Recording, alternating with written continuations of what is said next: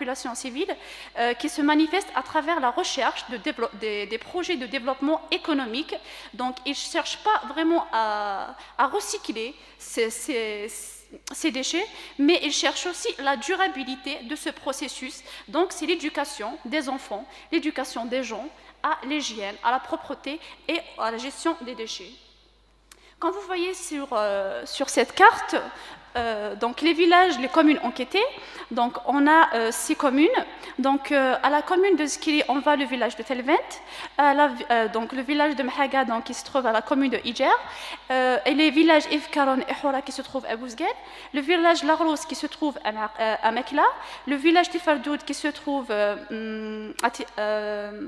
à Michli, et en dernier, les villages Izawin et Ait Mahmoud qui se trouvent donc, dans la commune de Ait Mahmoud. Donc, c'est tous ces villages qui ont pris du premier prix jusqu'au 8e. Donc, qu'est-ce qu'ils ont gagné à la fin? Donc, c'est d'avoir un prix de 3 millions de dinars jusqu'à 8 millions. Mais c'est le prix qui a été reçu par ces villages n'est pas attribué directement à ces villageois. Mais il est distribué directement aux APC. Ces APC donc, qui vont donner ces sommes d'argent directement aux villageois pour réaliser des projets de développement. Donc ils doivent leur donner ou bien leur confier des fiches techniques de la réalisation d'un projet que la commune doit approuver afin de leur donner cet argent. Donc tout d'abord, ce concours, on va parler un tout petit peu du concours, comment ça se passe pour arriver à nos résultats de recherche. Ce concours, donc, il y a différentes commissions qui se déplacent.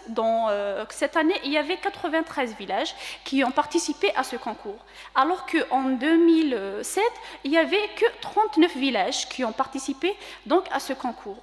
Donc, nos 93 villages, donc, il y avait les différentes commissions qui se sont déplacées pour évaluer ce travail fait par les différentes parties prenantes. Tout d'abord, on a la commission de santé, d'hygiène et de protection de l'environnement.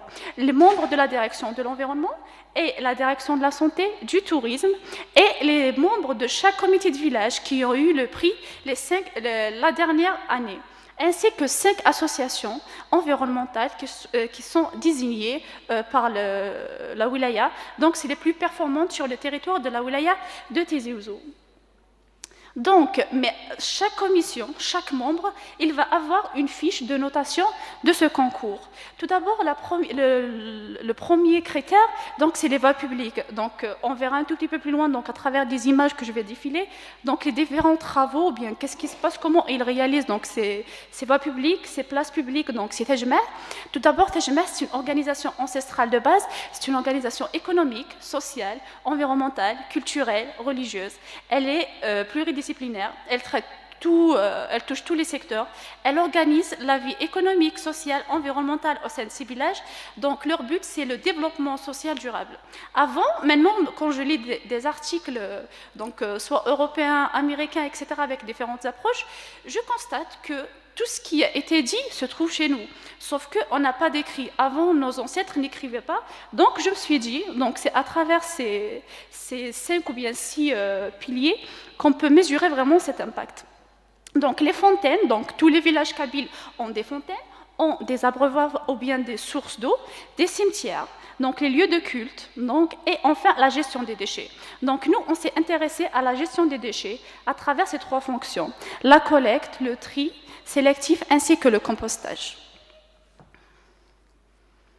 Donc tout d'abord, nos résultats de recherche. On a 2 acteurs principaux dans ces villages. Donc, c'est les comités de village, donc c'est Tajmeh. À travers la loi 1206, elle est considérée comme une association à caractère social, donc qui peut intervenir dans différents domaines. Donc, aussi, Tajmeh, elle a connu une organisation donc, ancestrale, c'est une organisation verticale, donc ça va du président, de Etherum, donc comme si c'est chaque membre de famille va avoir un représentant. Chaque représentant va donner son avis au sein d'une assemblée générale qui s'effectue généralement chaque semaine, 2 semaines, 3 semaines, etc. Alors que maintenant, on a une nouvelle forme d'organisation à travers la loi 1206. C'est que l'organisation ancestrale est devenue une organisation moderne, considérée comme une association, avec son cachet, et elle est reconnue. Donc, elle n'est plus informelle, elle est formelle. Donc, elle est organisée sous forme de ces commissions. Dans la plupart de ces villages, on trouve de 2 jusqu'à 5 commissions. Donc, il y a la commission qui s'en charge donc, des conflits, une commission des travaux, une commission des finances, une commission de communication bien, et une dernière, c'est la commission des relations extérieures. Donc maintenant, c'est plus le travail vraiment collectif de la réunion chaque jour, mais c'est 2 assemblées à 3 assemblées générales chaque année, avec l'ensemble des villageois. Le président, il est juste là pour diriger, pour prendre comme ça, diriger la séance, mais le reste, il est fait, le vote est fait par tout le monde participe, quelqu'un qui a plus de 18 ans. Une autre caractéristique, c'est les associations.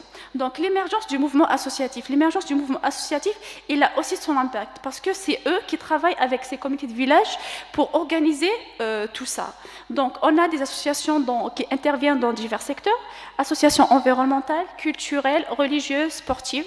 Donc on trouve toutes ces associations au sein du village. Il y a celles qui travaillent juste au sein du village, celles qui travaillent au sein de la commune et celles qui travaillent donc avec d'autres associations donc à l'échelle de la wilaya. Donc, ce concours, il nous a rapporté que ces 2 acteurs principaux, les associations et les villages, ne font qu'animer. Ils animent les activités, puis c'est les femmes qui est l'acteur principal de ce mouvement. Donc, comment les femmes participent dans ce processus? C'est que, d'abord, dans les cuisines, que se fait le premier tri. Donc, le tri, dans les cuisines, il est fait par les femmes. Ainsi que le second, donc c'est le compostage. Généralement, on trouve des bacs de compostage dans chaque quartier. Donc, entre 2-3 maisons, on va trouver donc des bacs de compostage qui est pris en charge par les femmes. Donc, quand vous voyez un petit peu plus bas, donc il y a des bacs en verre, donc celui du papier, celui donc du verre, du plastique, etc. Donc, qui est pris en charge par les femmes. Par exemple, en allant à une fontaine, elles vont prendre les différents déchets ménagers et elles vont les mettre dans les poubelles. Donc, quand vous voyez là, c'est un exemple d'un village. Donc là, c'est les bacs de tri. La première photo sur la gauche. Donc là, c'est le compostage. Donc là, c'est le tri donc, du plastique et du verre. Donc, on verra un petit peu plus loin où ça va y aller, tout ça. Donc, quand il y aura donc, la réception de ces différents déchets, plastique, verre, papier, acier, etc., dans ces centres de tri, l'acteur principal qui gère tout ça, c'est les jeunes. Donc, on a remarqué qu'il n'y a plus donc, de doyens comme avant, c'est les vieux du village qui gèrent tout, mais maintenant, l'initiative, c'est aux jeunes. Donc, c'est les jeunes qui gèrent tout ça.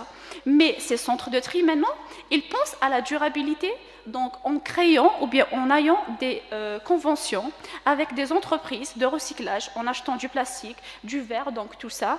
Donc, et le reste, donc tout ce qui est compostage, soit ils vont le vendre, soit ils vont le donner aux gens du village. Donc voilà quelques images, donc tout ce qui a été réalisé dans ces villages, donc les routes, les trottoirs, donc la plantation d'arbres, jusqu'à 700 arbres par an. Là c'est des parkings, là c'est des espaces verts et enfin donc des placettes publiques. Il y a aussi donc des très grands jardins, donc là c'est des aires de jeu ainsi que des piscines. Donc pour permettre aux femmes donc, de sortir de leur village et d'avoir leur bien-être juste à côté. Donc des parkings, des fontaines. Donc il y a des fontaines qui ont été préservées pour le patrimoine et d'autres qui sont innovantes. Donc des bibliothèques, des salles machines, des parkings, ainsi que des panneaux de signalisation au sein de ces villages. Donc des indications, comment aller d'une ruelle à une autre, d'une placette à une autre. Là aussi, il y a la réalisation des musées, donc aussi des stades maticaux, donc des petits stades ou bien des grands stades, ainsi que l'entretien des mosquées. Donc toutes ces activités réalisées à travers ce concours, donc c'est les œuvres artistiques, donc c'est de traverser les ruelles de ces villages et de comprendre l'histoire qui est ancrée dans ces pierres. C'est aussi de lire à travers des dessins donc les us, les traditions et les coutumes de ces villages, ainsi que l'exposition des produits terroirs à travers donc, ces musées, la réalisation des placettes publiques pour permettre à tout le monde de sortir le soir. Ce n'est pas la peine d'aller en ville, mais vous aurez tout ce que vous avez besoin dans votre village, des jardins, des fontaines, des aires de jeu, ainsi que la préservation des anciennes maisons, donc, ou bien leur architecture, parce que c'est un patrimoine qu'il faut garder pour les générations futures, c'est ce qui se fait dans les villages, les plaques de signalisation, les plantations d'arbres et l'aménagement des espaces verts dans chaque quartier, ainsi que les voies publiques ou bien les trottoirs. la préservation de Fejmer, qui est un patrimoine culturel, et la construction des foyers pour les assemblées générales, l'aménagement des stades, des piscines, des crèches publiques et la mise en place des musées, des bibliothèques et des salles machines. Donc, en guise de conclusion, on peut dire que les prémices d'une économie circulaire sont apparues dans les villages kabyles grâce à un concours. Donc, c'est le concours de Aïssat El-Bah, donc le concours local sous deux angles, le tri et le compostage. Les villages les plus éloignés sont les plus dynamiques en raison de leur distance au chef-lieu de wilaya, et la population civile, elle est mieux organisée pour répondre efficacement à leurs besoins, donc sous forme de comités de village et associations. Les femmes et les jeunes sont les acteurs principaux de ce processus ou bien de cette initiative innovante. Et une boule de rétroaction, elle s'est formée entre les collectivités territoriales, donc qui donnent du matériel pour aider ces villages, ou bien des PCD, et les parties prenantes du village pour une gouvernance locale participative efficace. Et enfin, une nouvelle initiative qui a donné lieu à l'idée de la recherche de la durabilité dans les projets de développement à réaliser dans ces villages. Et je vous remercie infiniment pour votre attention.